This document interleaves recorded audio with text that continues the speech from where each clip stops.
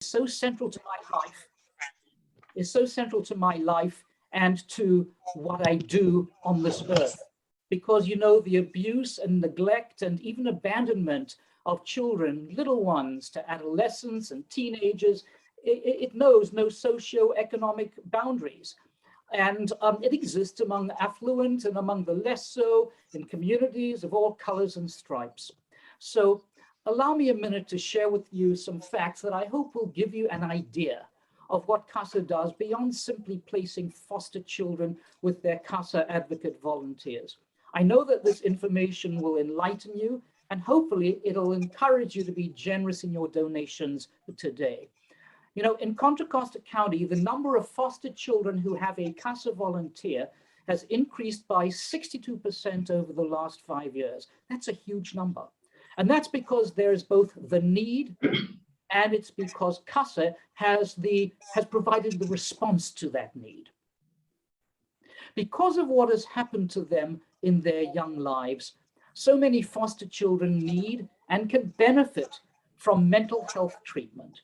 In 2019, CASA started a therapy program for foster youth who couldn't otherwise get mental health treatment. And that program will serve 200 foster youth throughout California in 2021. Unfortunately, also, there is an extraordinarily high level of teen pregnancies among our foster youth. So CASA has a reproductive health program that was implemented with the County Board of Public Health, the County Board of Education, and the Children and Family Services. And it's designed to help reduce these teen pregnancies. We will serve about 100 foster youth in this program in 2021. And finally, we're launching a CASA volunteer program for youth who are in the juvenile justice program on the delinquency as opposed to the dependency side. And the idea there is to help them comply with their probation requirements and, importantly, to ensure that they graduate from high school.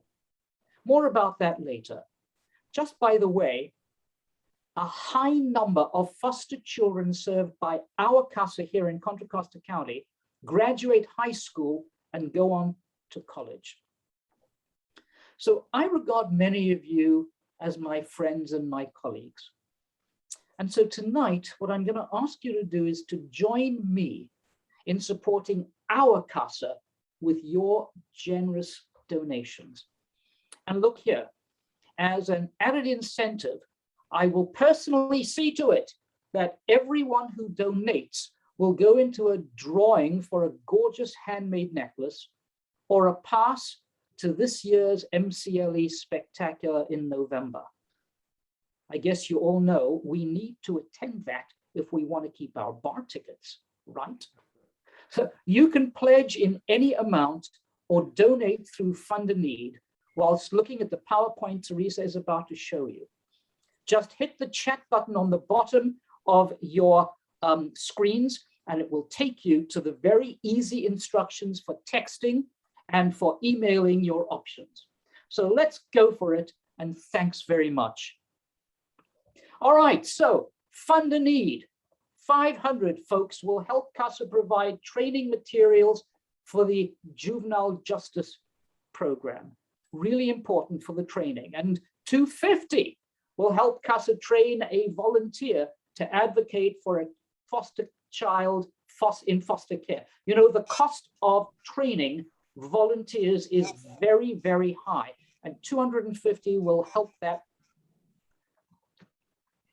Next, we have, oh my God, is this kid gorgeous? We have Fund a Need at $100, which will help CASA purchase holiday gift cards for youth in foster care. You know, the kids often don't get a lot of presents, and a kid who can read and can get a holiday gift card is something that they really cherish.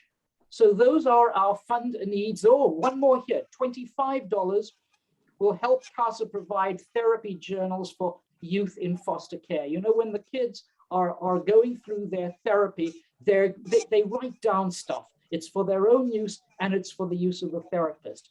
And of course, there's the donation drawings, the ones I mentioned earlier, the beautiful necklace and the 2021 MCLE Spectacular. Get it if you want to keep your bar ticket. All right. Thank you, Malcolm.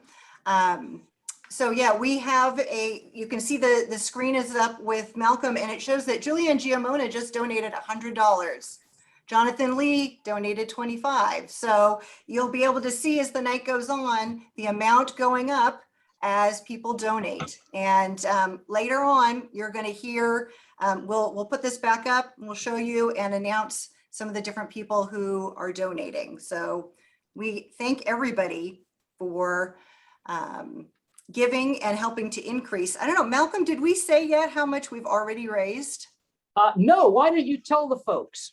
All right, so from the sponsorships and donations we've received, our goal was to raise $40,000 for CASA.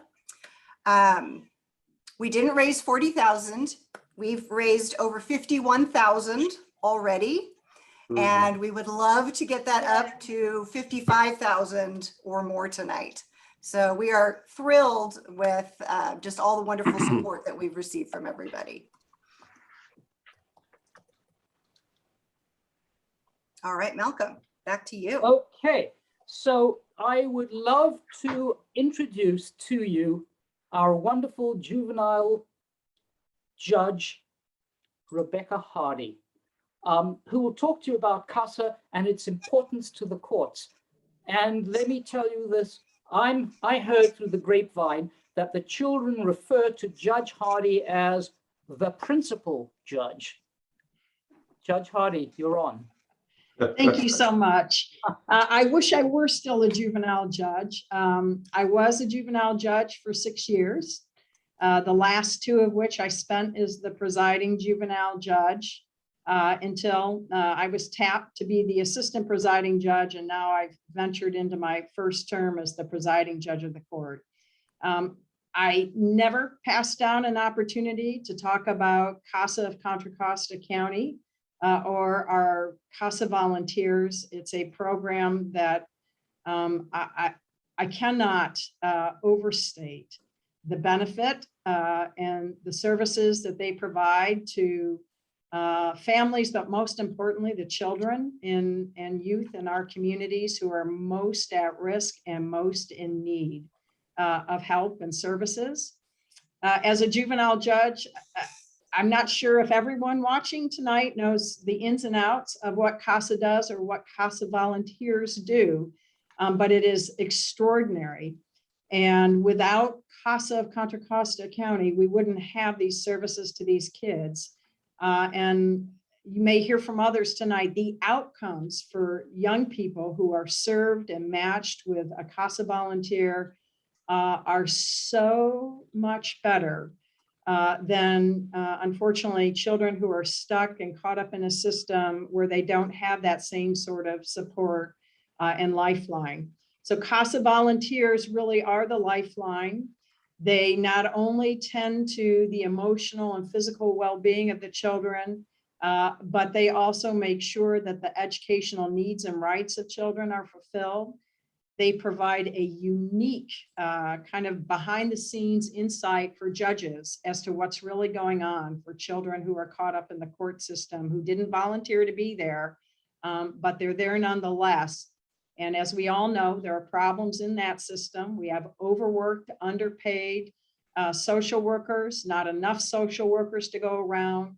Social workers have to, their obligation runs very differently, and it's much broader than simply children. And children really are the primary focus and reason for CASA. And quite frankly, judges are most concerned with ensuring that they make smart decisions and decisions that promote the best interests and the well-being of children. As a juvenile judge, and I would say this at trainings, I get these long social worker reports for every hearing, and I would see, oh, I've got that report, and I would promptly set it aside first and go straight for that CASA report, because it is the report of the volunteer that really provides the key insight, identifies strong connections for kids. Oftentimes, social workers don't even know who those people are. I've had many of placement changes and identified new placements because of CASA volunteers. I'm very pleased to hear about the mental health program. That sounds new to the CASA program since my tenure as a juvenile judge. I think that's extraordinary. I saw a little bit about that on the website today as I tootled around.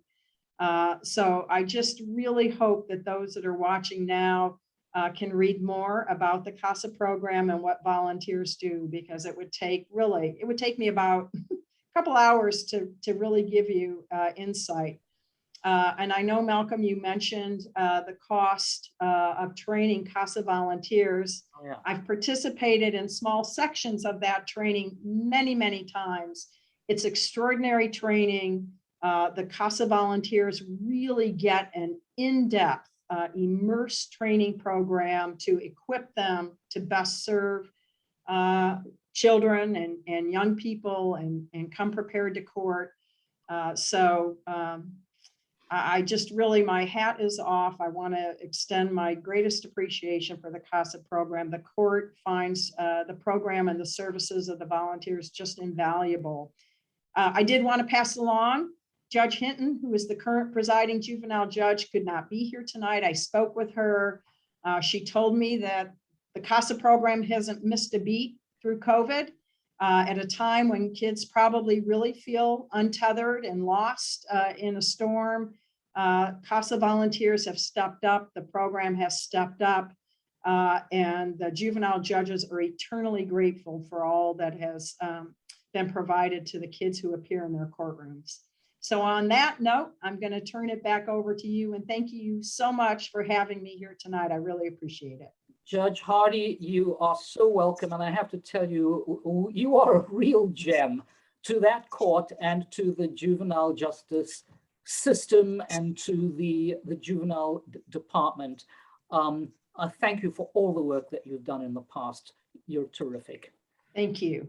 I'm going to ask my colleague and friend Robin Pearson to call out the donor names right now, and then I will introduce Anne Wrixon, the executive director, who'll talk about the impact of the CASA programs. Hey, Robin, tell us how much we've made.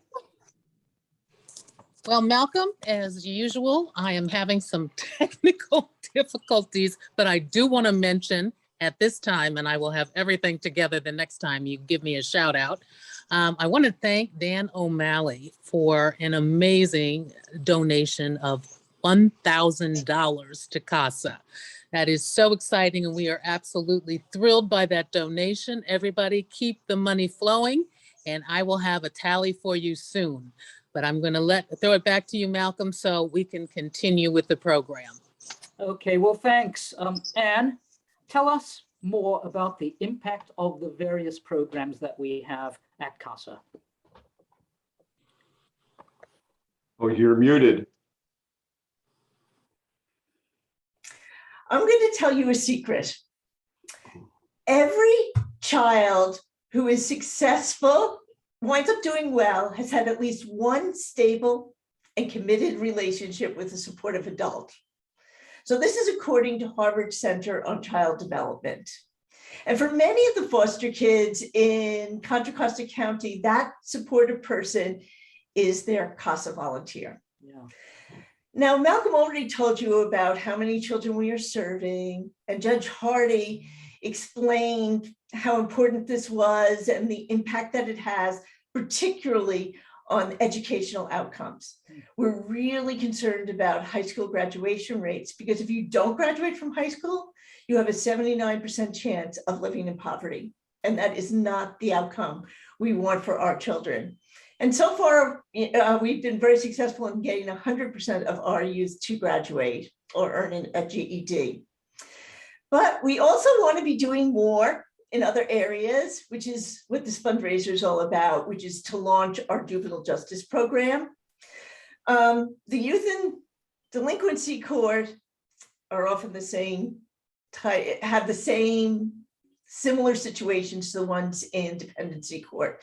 They also are foster children. They are wards of the state.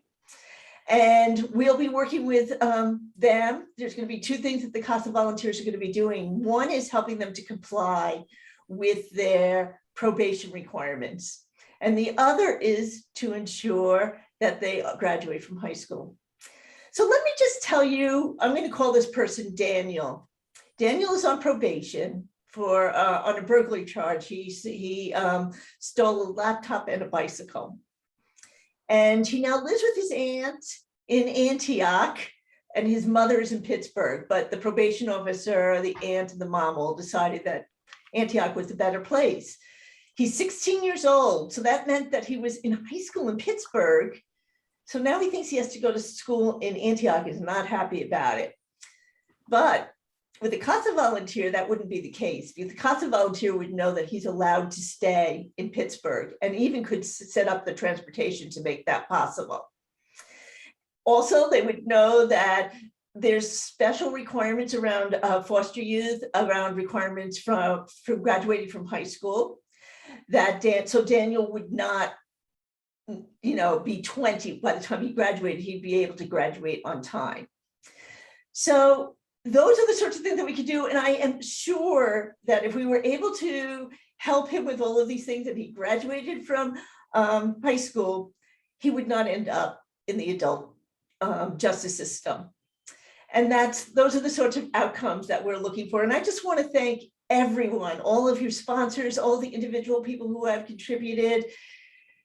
It's just overwhelming, and we're like really touched by how much you have helped us to more than reach our goal. This will really be great for our programs and for the foster kids in Contra Costa County. Thank you so much.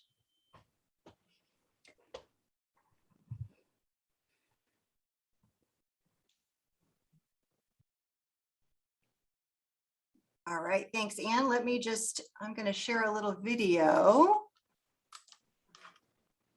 Let's see, here we go. From a CASA board member. Hello, great to be with you. I'm Dan Ashley from ABC 7 News and a proud longtime member of. All right, of course, we've got some technical difficulties. Yeah. Go ahead. All right. I'm going to just pause that because it doesn't seem to be wanting to work right now, and we'll move on to the next part.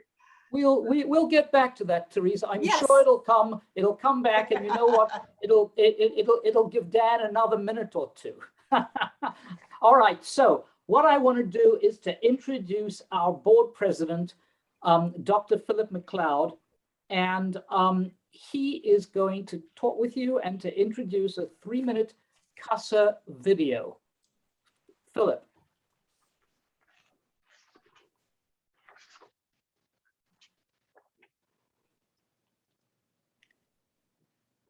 Wait, you're muted.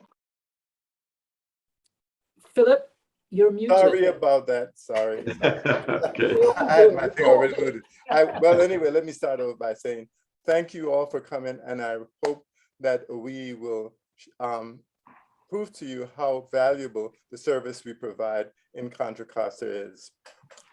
Research has shown that one of the major or key predictors of success of anyone is graduating from high school. However, for many kids in foster care, that is not a reality. In fact, less than half the kids in foster care actually graduate from high school. One of the major success of CASA, however, is that 100% of the kids in our program graduate from high school or earn a GED. In the following video, Sue Woolwine and Jose Garcia talk about how the CASA program allowed them to work together to ensure Jose's graduation from high school and becoming the successful young man he is today. Okay. Oh. Hang on, I'm going to try something here. Come on.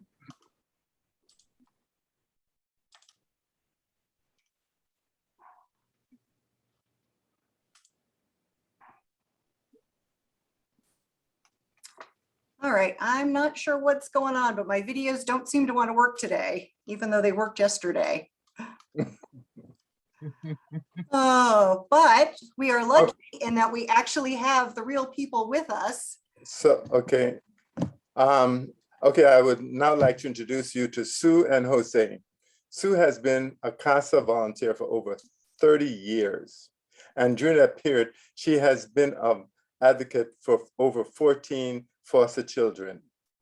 Jose works for the city of Pinole and is currently in college studying to become a therapist.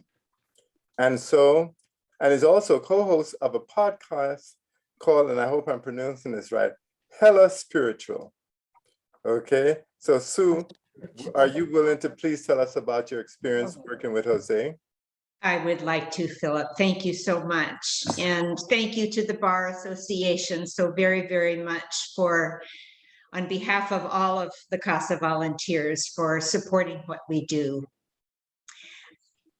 I want to first share 3 important successes for Jose during the 6 years as his CASA.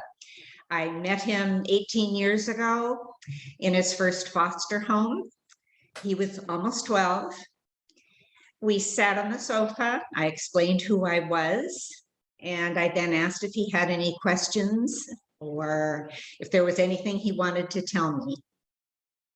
He said, "My Auntie Rosa wants to take care of me." Rosa and her family were Jose's former neighbors. I immediately took this to the social worker, and though it took a while for this young family to ready themselves for foster parenting, it happened. And it provided significant significance for Jose in the long term. School was a struggle. Tutoring through CFS and extended with CASA, the CASA program and a CASA grant gave Jose the critical boost he needed to close the learning gap from his excessive school absences prior to dependency.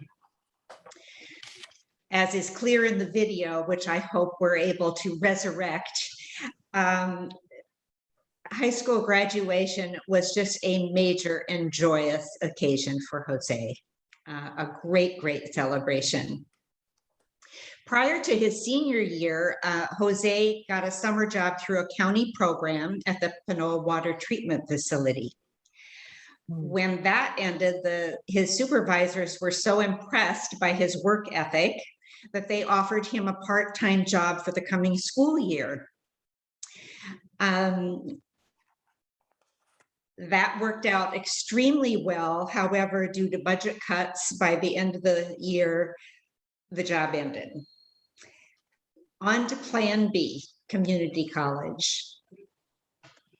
However, just a couple of months later, I got a call from Jose. Guess what, Sue? His supervisors had gone to bat for him big time and got approval from the city of Pinole to hire him on full-time with benefits. Wow. So let us now fast forward 12 years to today. Jose remains employed by the water treatment facility in Pinole, having advanced his skills and his status and enhanced his paycheck as well. Along with work, as Phillip was mentioning, he's gone back to school to pursue studies toward becoming a therapist, started a podcast. It's a year now that that's been going on, and he's recently taken up photography. Quite an impressive portfolio, I dare to say. When Jose aged out of the system, he initially lived on his own, and for the past 6 years, he's been renting a house with 2 other good friends. This works well.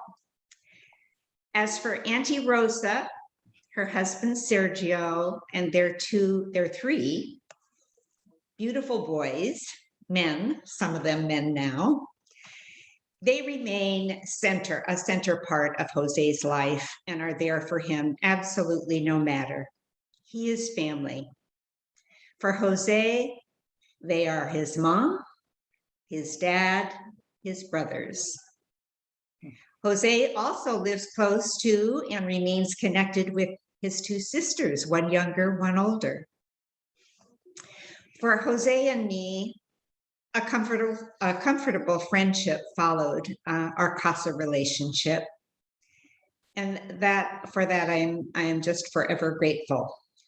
There are occasional texts and phone calls to check in, and we get together 2 or 3 times a year, always to celebrate our October birthdays. However, that did not happen last year. But we are definitely on for next month, and that is going to be a very big, important birthday for Jose. I'm just so pleased that you're going to soon get to meet this amazing friend of mine. So I will turn the microphone over to Phillip once again. Susan, we did not need a video. Your presentation was excellent, and it really kind of, it really portrays Thank you. why CASA is so successful, because of individuals like yourself. And I think Jose would agree with me with that. And Jose, I'd like to turn the microphone over to you, but I would like you to explain hella spiritual. Okay. Okay, Jose, it's all yours. Yeah, thank you so much. I'm just so honored and grateful to be in this container with you all, and just to be able to come back and be of service to CASA and give back whatever I can. It's an honor to be here. And before I forget about Phillip, so I grew up in the Bay Area, and since we say hella a lot, so me and my best friend, we've been, I got sober 7 years ago, and we got really spiritual and just embark on a new path. So we're like, we wanted to start a podcast. We're like, why don't we call it the Hella Spiritual Podcast? We're young, and it just fits really well. Great. Oh, yeah. So, man, Sue, you brought me back. Yeah, I guys hear when you talked about the first time we met, and I honestly, I don't remember the conversation we had, but you sharing that just really brought a lot of tears to me, and to know that I had people in my life that care about me and that continues to stay here with me. Just getting a little emotional right now just to think about it. So yeah, it's been a journey. It's been really, really a journey to be where I'm at today. I'll be turning 30 next month. And I've never, ever thought I'll be in the place that I am today. Like, honest truth. Like, I talked to people about it. I was like, how in the world did I get here? A person that grew up in poverty, poor, nothing. And to be in the place that I am today is just a testament of all the people in this CASA program. And Sue's just consistency, her authentic love, her care for me, and just really persistent of wanting to help me, and really, really wanted to help me. And so, yeah, hopefully we get to watch the video because there's a little more stuff in there. And I just want to talk a little bit about the high school experience, because for me, I've never thought I'd be able to graduate. Given my history with school, I was probably like 4 or 5 years behind because I just went to so many different schools. I missed a lot of school, and it was a struggle for me. And having Sue especially helping me, I remember recently we were having this conversation where I just had this memory of her helping me out with this project I had to do for science. And it was about lions. And I just remember every week we kept going to the library, we did research, we wrote out those paragraphs, and she was just always there for me. Now, when I get frustrated, she'd be like, it's okay, Jose, it's okay, we'll keep doing it. And just to have someone like that was just a beautiful thing to have. And like I mentioned in the beginning, I got sober 7 years ago. So I had my struggles after I emancipated from the foster care program. I went on a path that was similar to my mother. And thankfully for my job, they gave me the opportunity to get cleaned up, and I decided to go to rehab, and I went there for 3 months and got myself together and cleaned up. And it just started this new life. I feel like I've lived so many different lives. Like my first 11 years, and then the next 8 years in the foster, or 6 years in the foster care system. And then the next 6 years on my own, do my own thing, drinking and using. And then after that, I'm like on this new journey of life, and it just been so grateful for it. So yeah, I did decide to go back to school, study psychology to be a therapist. And recently I signed up for a 6-month program to become a life coach. There's this deep desire that I have to want to help people. And if I really think about it, I think it comes from CASA and Sue, you guys being there for me and seeing how consistent you all were with me, and how, what's the word I'm trying to use? Like, Sue does this for free. Like, she doesn't have to do this, Right. And it's just for a person that just does this because she really wants to do it, and she genuinely loves people and wants to help people. Like we need more people like that in the world. And so for me, given my experience, what I've been through, it's an honor to be in this container where I can be able to do that for other people. And so that's what really, really, really inspired me to go back to school, educate myself, and just put myself in this new container where I can do that as well. I can give back in places that I have experience and I've been there before. So I don't know what else to say. I'm just really, really grateful and thankful for you all being here. I guess I'm a testimony of what happens when a youth advocate comes to another kid's life and just helps transform their lives. So I'm just honored to be here. So thank you all for being here. And we're very happy that you are here with us, Jose. Thank you very much.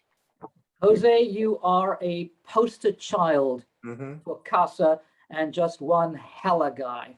Yep. I see what you did there, Malcolm. And I do Well done, my actually, friend. Well done. Good. Wow, you take my breath away. I am amazed, absolutely amazed. And to Sue, thank you for taking on this wonderful kid and turning him into a great guy, a hella guy. yeah. I love So, my job. Malcolm, Malcolm, we are going to be able to share the video. So let me do that right now. Good, excellent, go for it. Okay.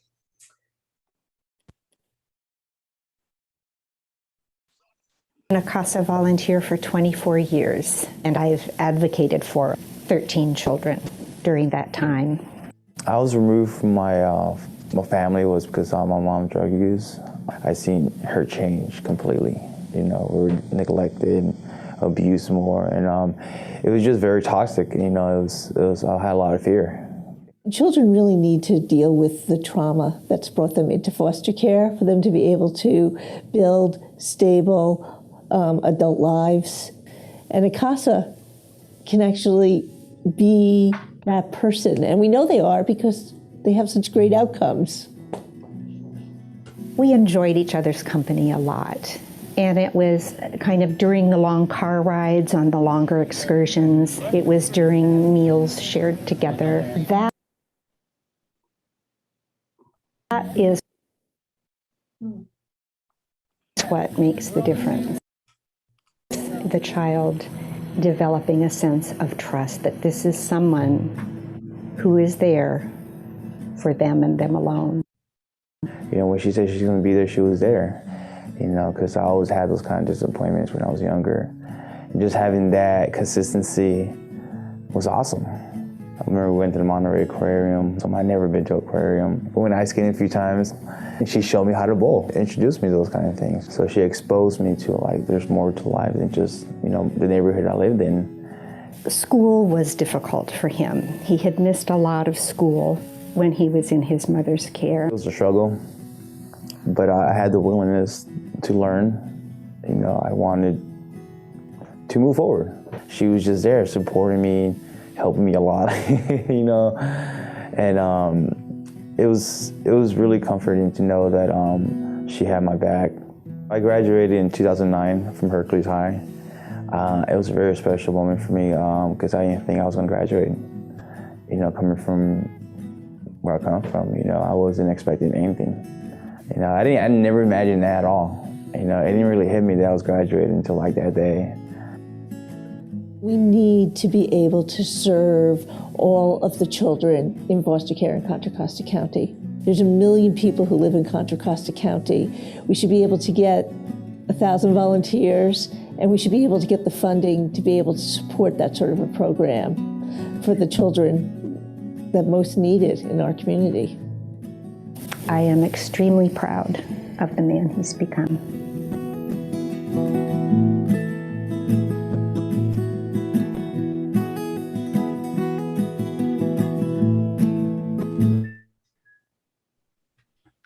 Amazing, amazing video. Thanks. I'm glad we got to see it. I'm very glad we got to see it. Are we going to have Dan, or are we going to move on? Yes. No, we have Dan as well.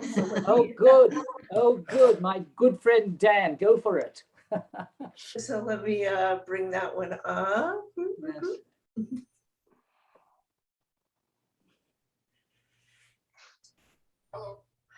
Okay, I have to.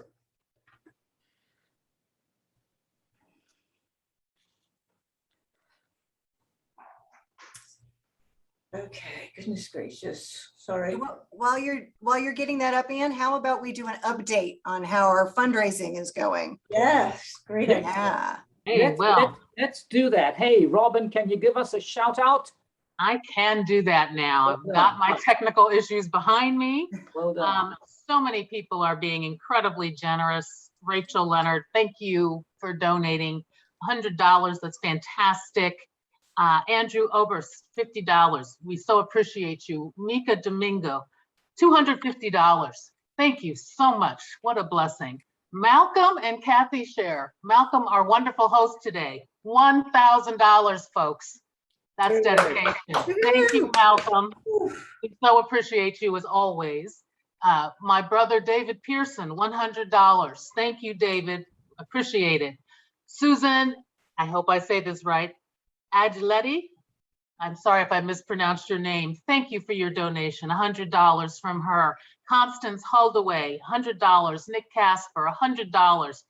Oliver Greenwood, $250. Thank you all from the bottom of our hearts. John Lucchese, $200.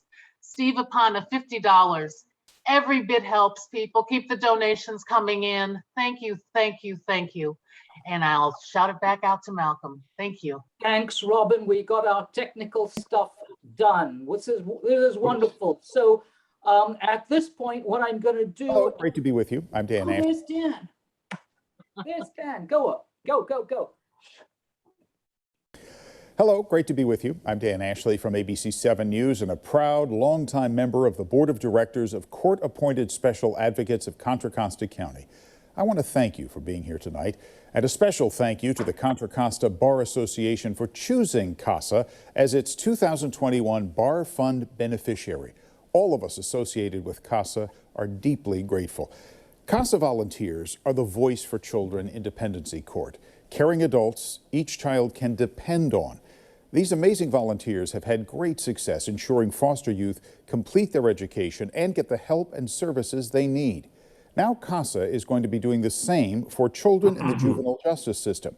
More than 70% of the children in the juvenile justice system have also had contact with the child welfare system and often have the same needs as foster children. Your support of CASA and the children we help, especially this year as we move to include children in the juvenile justice system, will make an enormous difference in the lives of young people in need. Again, Thank you for your support of CASA. See you soon. Thanks, Dan. That was amazing as always. It's great to have you on our board of directors. So, Theresa, can I introduce our good friend, Justice Marciano? Yes. Oh, terrific. Hey, Jim, thanks very much for being here today. I got to tell you, it means an awful lot to us. Those of us who've been practicing at this bar have known Jim Justice Marciano, Judge Marciano, for many, many years when he was on the Contra Costa bench and now retired from the First District Court of Appeal. I saw him at a restaurant last week and he reminded me that we were on this program together and I was so delighted to see him. Justice Marciano will talk about the Marciano Distinguished Service Award.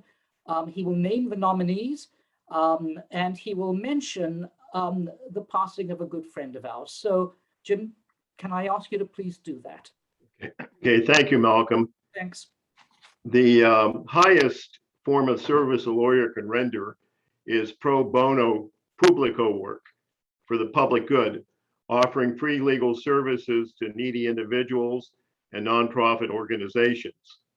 In 2019, the Contra Costa Bar Association Pro Bono Committee announced a new Distinguished Service Award for a member who volunteers his or her time, either in legal or non-legal capacity, to improve the circumstances of others, change their lives for the better in our community. This award is given to inspire bar members to provide not only traditional pro bono legal services, but also non-law related community service, and to recognize and thank these members who selflessly give back to the community.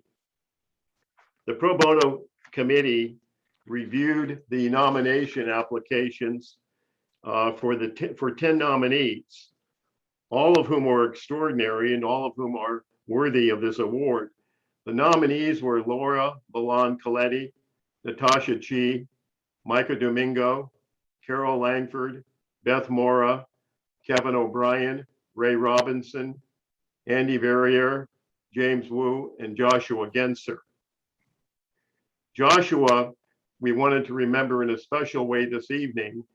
He passed away unexpectedly last month and had been involved deeply in helping the Richmond community and as a volunteer with the courts. And we so sorely miss him. Now, one of the 10 nominees stood out particularly this year as a volunteer. And this was Ray Robinson, a Walnut Creek attorney with years of pro bono legal service, helping prison inmates and parolees move beyond the system. I want to briefly summarize Ray's background. Ray had gone to Kennedy High School in Richmond, graduated, became a practicing realtor, and then fell off the straight and narrow and ended up committing insurance fraud. And as a result of the insurance fraud, he was arrested, appeared before Judge Arneson in Contra Costa County a number of times. Arneson got to know him and saw that there was more to Ray than a potential felon. Ray eventually pleaded guilty to the offense, and he was sentenced to 3 years in state prison and spent 3 years. He didn't spend 3 years, but he spent time in state prison. When he got out, he again encountered Judge Arneson, who saw the potential and encouraged him to go back to school. So he went to community college in Solano County and to DVC. And then Arneson said, you can do better than community college. Find out what you want to do. Ray had an aptitude for the law itself, so he went to St. Mary's College. He got a bachelor's degree in legal studies and graduated with honors. From there, he went into becoming a legal assistant, a paralegal for a number of large firms. In the meantime, he applied for a certificate of rehabilitation so that he could continue in the legal field, and had to struggle over 4 years when finally Judge Arneson granted the certificate to him. So with that, he went on to law school and successfully completed law school, passed the bar on the first try. No, and you all know that only about 40% pass the bar each year, and then applied for admission to the bar. He was denied admission by the committee because of the felony conviction. So he didn't give up there and struggled over 3 or 4 years again, continuing until he was admitted. In the meantime, from the time that he got out of state prison, he went back to Jamestown and worked with the inmates, encouraging them to get further education, explaining basics such as how do you handle a checkbook, how do you get a loan to go to school, and encouraging them to do that. The person that nominated Ray for the award was Camerlo Spooner. Mr. Spooner said that I met Mr. Robinson in December of 2007 while I was incarcerated in prison. Mr. Robinson was a guest speaker at the pre-release reentry class. As I sat in that class and listened to Mr. Robinson, I knew that I wanted to return to society and to succeed in rehabilitation.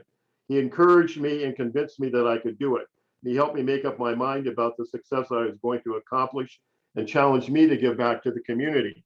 Since that time, Mr. Spooner has gone back to Alameda County and he serves on several county commissions, helping with the criminal justice system. Ray went back hundreds of times to Jamestown to be a guest speaker at their graduation programs and also to continue using his life example to encourage them to go on for programs in community college and to get a degree or go to vocational school. Ray continued to do this while he studied hard to become a member of the bar. So we feel he's very deserving of this award because of the extraordinary number of hours he has spent helping parolees move beyond the penal system.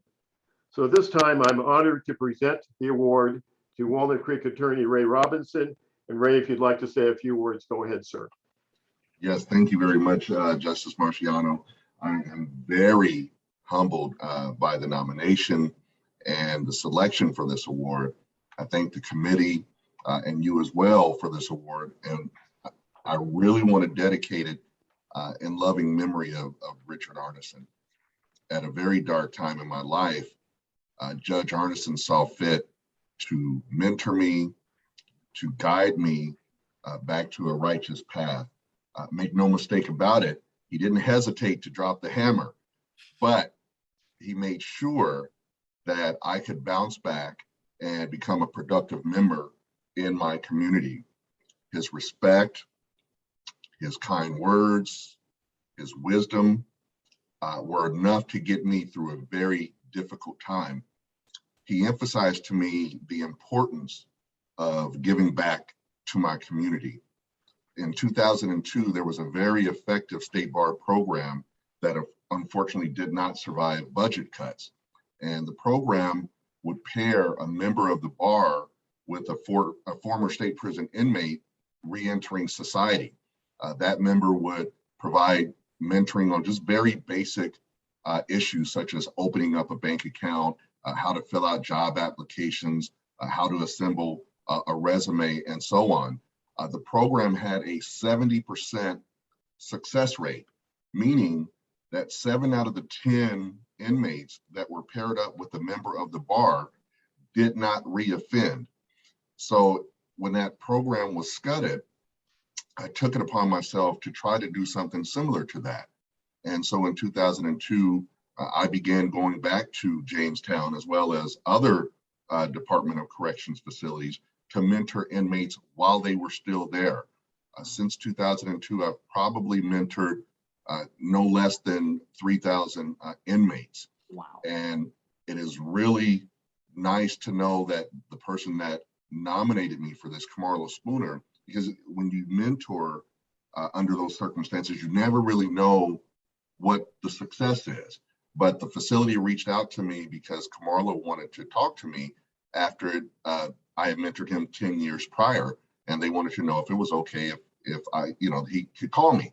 And so he called and we talked, and it was just really it's hard to describe the feeling when something that you may feel is so basic changes a person's life. You know, after years of what I can best describe, and he would probably agree, as an incorrigible path in the streets of Oakland, the light bulb came on in his life. And since then, no negative contact with law enforcement, maintained gainful employment, a healthy six-figure income, homeowner, family man, and the most important is the level of his give back to the community. If you Google Camarlo Spooner and what he's doing in Alameda County, you will see how effective he is. As members of the bar and members of the bench, we are in a unique position of trust and admiration. We are positioned to affect change in someone else's life. And just like Judge Arneson affected change in my life. In the July 2021 Contra Costa Lawyer magazine, Justice Marciano published an article titled Reflections on Pro Bono Work. And in that article, he described it best. And I want to quote from that. It's satisfying, it's rewarding, it's fulfilling. The privilege of holding a license to practice law confers immense power, but brings with it a corresponding responsibility to use that power to serve the public good. I'm going to steal that quote and live by it for the next at least 10 years of my life until he writes another article that inspires me as much. Again, I want to thank you all for this beautiful award, and I am reinvigorated to push on and give where I can. Thank you very much. Thank you very much, Ray. You brought luster to the Distinguished Service Award. It's wonderful.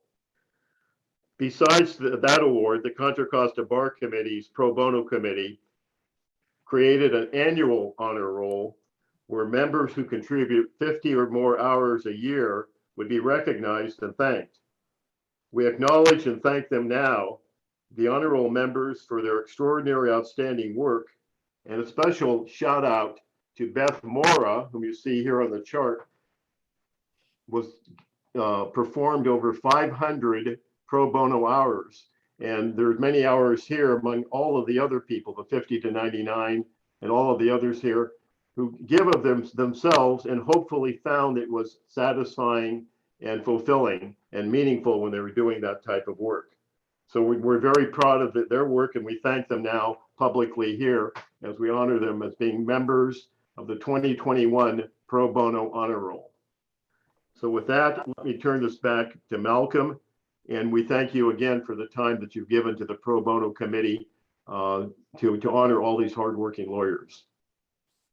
Thanks very much, Justice Marciano. Really inspiring words. Ray, I gotta add my congratulations to you. Welcome back, welcome to the bar, and congratulations on winning this really terrific award. And also on behalf of CASA, I think I'd like to just offer congratulations to all the other people who were in line for the award, and also for those who are on the pro bono honor roll. I've done pro bono work a lot during my my career, and I got to tell you, it is inspiring and it is welcome. So thanks, congratulations.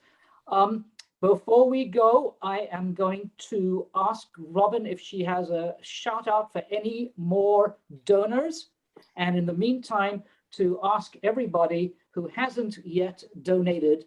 I know some of your firms have, folks, but I know many of you here. I just went through the list at the top here and saw a lot of my friends and colleagues, and I want to thank those who have and try and encourage those who haven't yet to text CASA to 70 70 70 or go to the link that is on in the chat, and thank you again.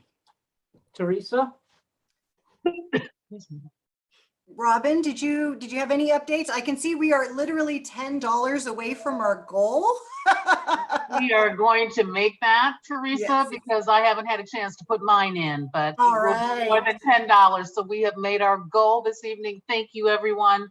We do have quite a few anonymous donations, which are wonderful. Thank you for your generosity. Just a couple other people, Samantha Setford, thank you for your donation. More anonymous.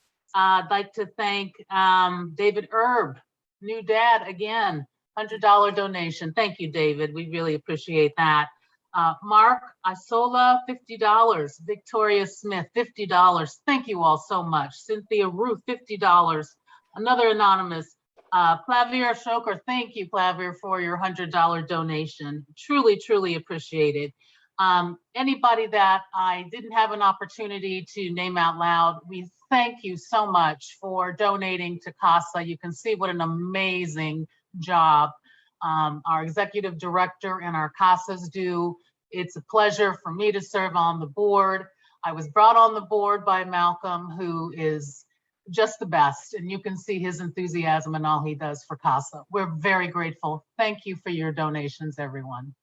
Turn it back to you, Malcolm.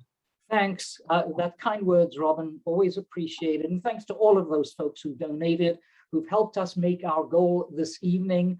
I cannot tell you what it means to CASA, or what it means to me personally, that so many of the folks out there who I've known for all of these years have stood up, come forward, got their wallets and pocketbooks, that's an American expression, pocketbooks out and donated to CASA. So thanks very much. Theresa, we have one more thing to do, don't we? To announce the prize winner of MCLE and of the necklace. Yes. All right. So the winner of the beautiful bracelet and necklace combination is Susan Aglietti. Somebody I know who has given a lot of pro bono time hours in her time. So very excited that we'll be sending that to you. And then the winner of the free MCLE Spectacular is a hopefully very soon to be new attorney, Constance Holdaway. So congratulations. And again, thank you to everybody who donated. We surpassed our goal. So that means that we are going to be giving CASA more than $56,000 towards their programs. So thank you. I am just wonderful. I don't know what to say at this point. My dog is barking her thanks here. Wonderful. Thank you, everybody, for being here with us tonight. Again, hopefully next year we'll get to do this in person. But I am just so honored to be able to hear from so many amazing people and know about all of these things that happen in our community because of people like all of you. So Theresa, I just want to shout out a thanks to you for putting this thing together, and with the staff at the Bar Association, with the folks who've helped you with the technicality and with technical issues. You do a fantastic job at the Bar Association, and I know I speak for everyone who's on tonight. You are a gem. Thank you. Thank you. Thank you. Well, and it's because of all the amazing volunteers that keep all the wheels turning. So, Theresa, I second that, and I really appreciate it. From all the board of CASA, we really appreciate all the work you have done, to achieve this. It's fantastic. Well, and I want to do a big shout out to Ann Wrixon and Gordana Zura at CASA, as well as Julianne Giamona, Colleen Gleason, two of the volunteers with the CCCBA, and then Carol Lucido and Ann Wolf, CCCBA staff, who helped pull all of this together. We've been planning this since February, March, and really, really glad with how it all came together. So again, thank you, everybody. Have a wonderful night. Be well, everybody. You too. Ciao. Thank you all. Thank you, everyone. Great job. Great evening. Thank you.